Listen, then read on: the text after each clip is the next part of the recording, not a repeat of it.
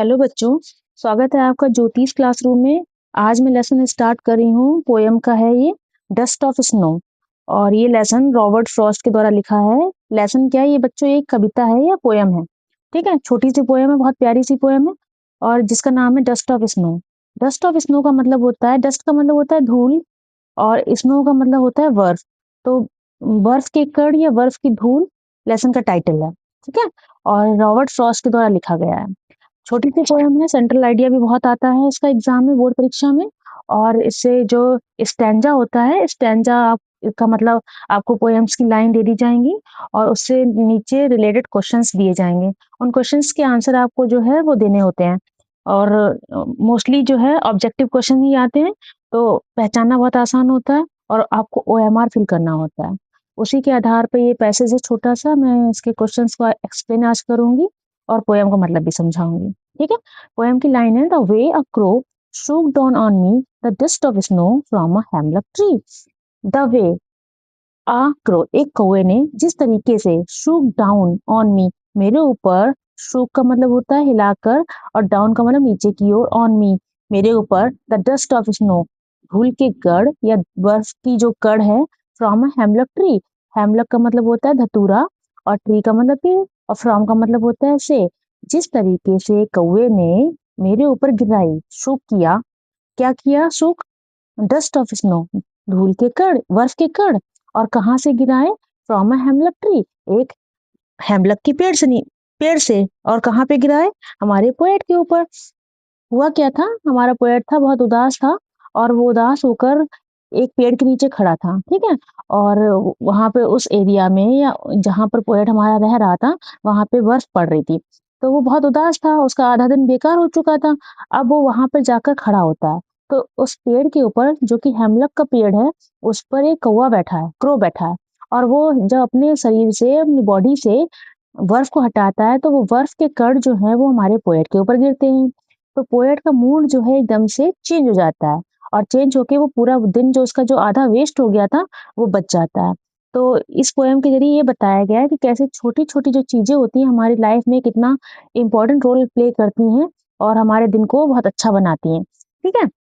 अब पोएम की लाइन्स हो गई, अब ज़रा इसके क्वेश्चंस को देखिएगा। पहला क्वेश्चन इस तरीके से पूछा जाएगा, ये पूछा गया था, हु कंपोज द एवव लाइन। एवव का मतलब होता है ऊपर की। ठीक है, ये ऊपर जो लाइंस दे रखी है इनको किसने कंपोज किया है, कंपोज का मतलब होता है लिखना। ठीक है, किसने ये पोएम्स की लाइन को लिखा है। यह क्वेश्चन दूसरा पूछा जाएगा, who is the poet of एवव lines, in lines का कौन है पोएट। देन थर्ड क्वेश्चन इस तरीके से आ सकता है, name of the poet of the above lines, in lines का, ये जो ऊपर लाइन दे रखी है इनका पोएट कौन है।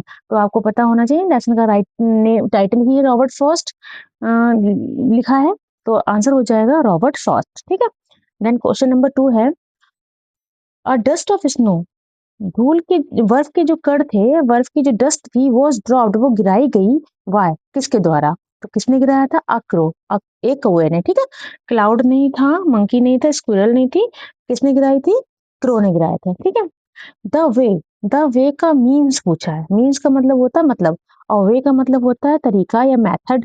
ठीक है, तो मेथड जो है वो सही आंसर हो जाएगा, रूट नहीं होगा, बेस नहीं होगा, लेसन नहीं होगा, मेथड होगा। ठीक है, मेथड का मतलब होता है तरीका और वे का मतलब भी तरीका। ऊपर लाइन दे रखी थी ना, जिस तरीके से कौए ने मेरे ऊपर गिराया, तो किस तरीके से गिराया था, वो मेथड था। ठीक है, मेथड हो जाएगा। Then question number 4 is, from where was snow drop, कहाँ से, फ्रॉम वेयर कहाँ से, वॉज स्नो, स्नो का मतलब वर्ब, ड्रॉप मतलब गिराई गई, गिरी थी, कहाँ से गिरी थी, तो कहाँ से गिरी थी, फ्रॉम अ हेमलक ट्री, हेमलक के पेड़ से, धतूरे के वृक्ष से। ठीक है, देन क्वेश्चन नंबर 5 है, हु वाज सिटिंग, कौन बैठा था, ऑन द ट्री, पेड़ पर, उस पेड़ पर कौन बैठा था, तो अ क्रो, क्रो का मतलब कौवा, पीजन नहीं था, पीजन का मतलब होता कबूतर, स्पैरो एक बर्ड का नाम है जिसको बोलते गौरैया, और क्रो बैठा हुआ था, कुकू कोयल को बोलते हैं। तो कौन बैठा था, क्रो, क्रो की बात आई है। ठीक है, then question number 6 is, where was the poet standing, poet कहाँ पर खड़ा हुआ था। ठीक है, स्टैंडिंग का मतलब खड़ा होना, कहाँ पे खड़ा था, तो अभी बताया था, अंडर अ हेमलक ट्री, एक हेमलक के पेड़ के नीचे या एक धतूरे के वृक्ष के नीचे। ठीक है, ये ऑप्शन नंबर ए सही हो जाएगा।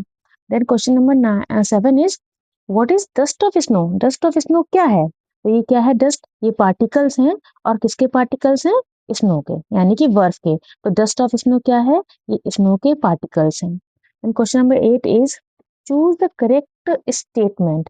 करेक्ट स्टेटमेंट को जो है आप बताइए कौन सा करेक्ट स्टेटमेंट है। स्टेटमेंट का मतलब जो वाक्य लिखा है, ये कथन जो लिखा है, इसमें से कौन सा कथन जो है वो ठीक है, करेक्ट है। तो फर्स्ट ऑप्शन है हेमलक is a tree with sweet healthy fruits. हेमलक एक ऐसा पेड़ है जिसमें मीठे से, हेल्दी मतलब अच्छे से स्वस्थ फ्रूट्स निकलते हैं, ऐसा नहीं है बिल्कुल। हेमलक is a tree known for furniture making. हेमलक एक ऐसा पेड़ है जिसको फर्नीचर बनाने के लिए जाना जाता है। तो ऐसा है क्या, तीसरा ऑप्शन देखते हैं।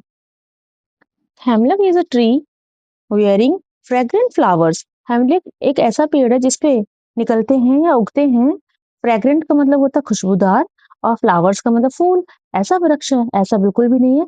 हेमलक इज अ पॉइजनस ट्री। हेमलक एक पॉइजनस ट्री है। पॉइजनस का मतलब क्या होता है बच्चों, जहरीला। तो कौन सा ऑप्शन ठीक हो जाएगा, ऑप्शन नंबर डी वाला, ठीक है। अब हम लोग सेकंड पैराग्राफ पे या सेकंड स्टैंजा पे आते हैं और उसको पढ़ने की कोशिश करते हैं। दो ही पैराग्राफ इसमें है इस पोएम में। फर्स्ट मैंने समझा दिया, सेकंड वाला देखिए।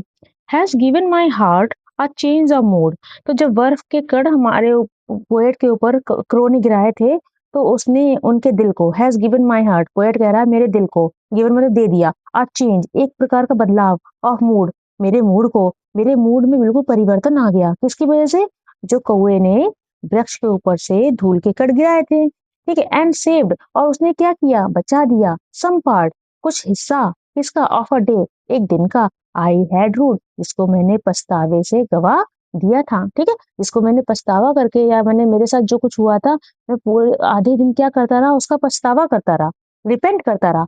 लेकिन उस चीज ने, किसने, क्रो की वजह से मेरा जो पूरा मूड था और मेरा जो दिन था बचा हुआ, वो सेव हो गया, मेरा मूड अच्छा हो गया, ठीक है।